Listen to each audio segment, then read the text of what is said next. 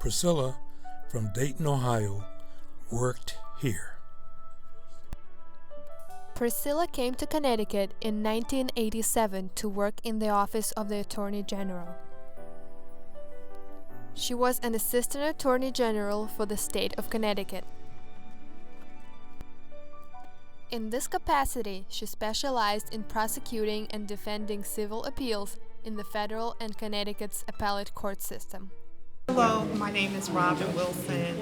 I was a very, very close friend of Priscilla Green's. I met her back in 1987 when we both started at the Attorney General's office. And over 22 years, she has been a big sister to me. She's been a strong black woman throughout the many years that I've known her, and I will miss her dearly. But her spirit remains.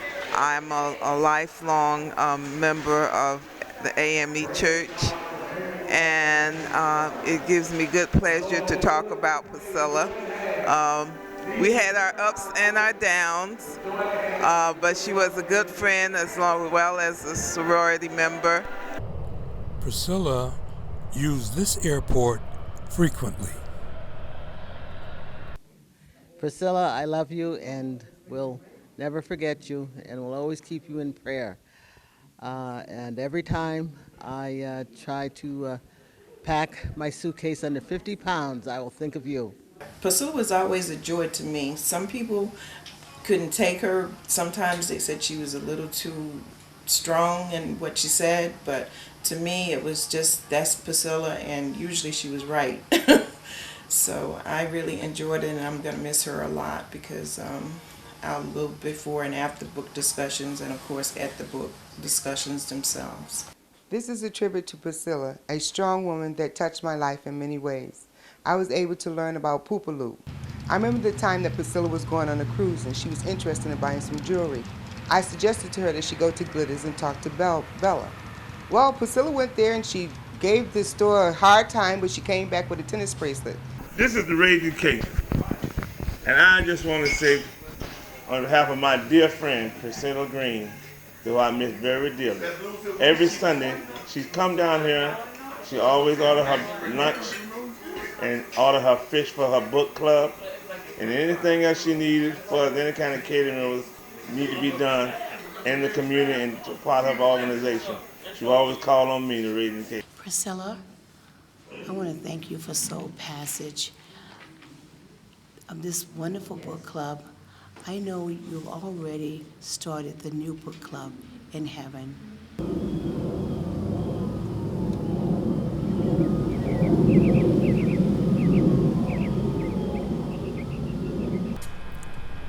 Priscilla, who could have lived anywhere she wanted to in Connecticut, lived here.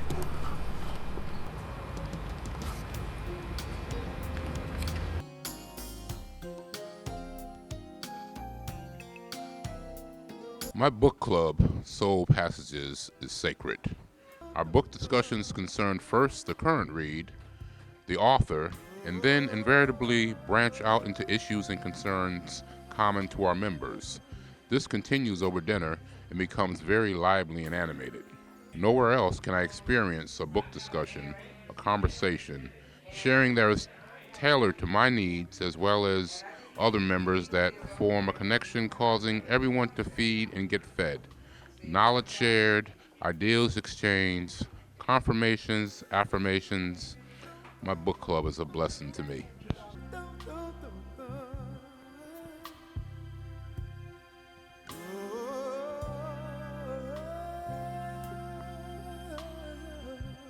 Stay with us, and we will be thinking about you for years to come.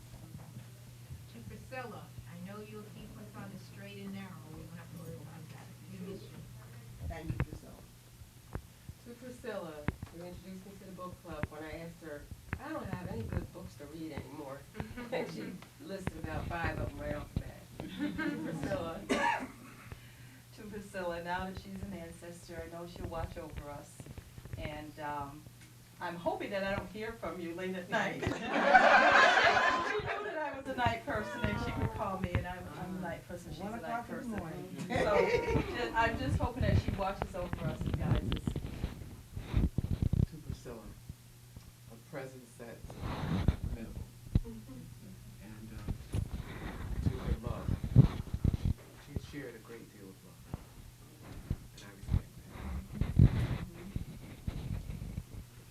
Priscilla, a leader, a woman that I can say so much about. But most of all, I'd like to say that at the National Book Club Conference, you were definitely remembered.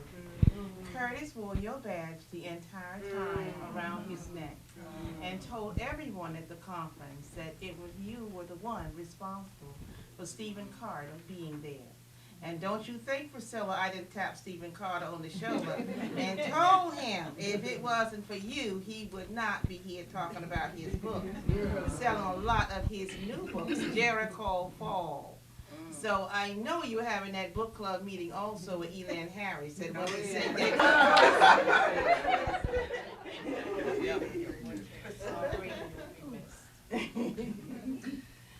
To Priscilla.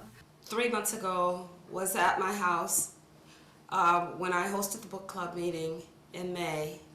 And just to think she was standing in my living room so strong and not seemingly sick at all. And here already in September she's gone.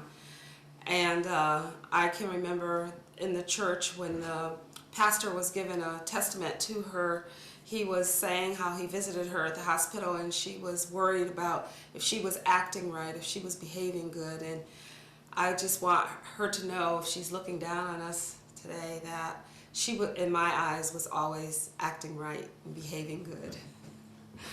We're down the street from one of the churches from downtown Hartford where we met years ago, where we discussed this book, Standing at the Scratch Line, one of my favorites, and so was yours. I will always remember that Sunday when we debated, and I just could not convince you that this brother, the character in this book, was a hero. I will always love you, I will always remember you and the dignity and the intellect that you brought to our book club.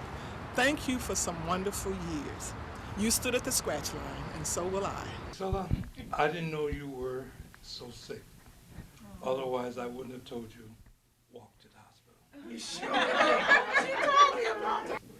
Priscilla, I got to know you well when I served as the secretary, and I know that your sorority was very important, but I think those who have had the opportunity to serve as an officer with you, it's a private club. That's also a private club, and I just got to know you so well during that period, and even my children knew when Priscilla J. Green, that number flashed across the caller ID, and my daughter would answer the phone, and she said, Penny, you got yourself a good secretary. I groomed her for that role, and I'm going to miss you, and we're all going to miss you. Yes. In her ever so coy way, well, did you do anything Greek while you were at school? And I said, yeah, I thought she was AK. I said, yeah, I'm a Delta. She said, okay, that's good, that's good. She was happy I was a Delta. She said, I'm a Delta. I said, okay. And over the years, you know, she talked about the book club. We were not there at the beginning. But I'm so glad that something that my husband and I enjoy, talking about books, gave an outlet for both of us to come, even though sometimes there's a show. I was blessed to know Priscilla in 3 different arenas. We were sorority sisters, and as a member of Delta Sigma Theta sorority.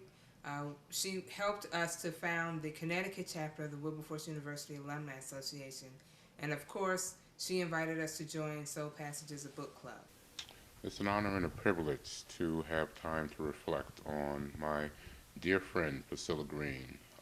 I'm so sad as to her passing personally, but I've known Priscilla well enough to say that her loss was a loss to all of us. She was such a true believer of life, literature, each other. She was very specific of her opinion of how things were supposed to be, and we all loved her for it. When I die,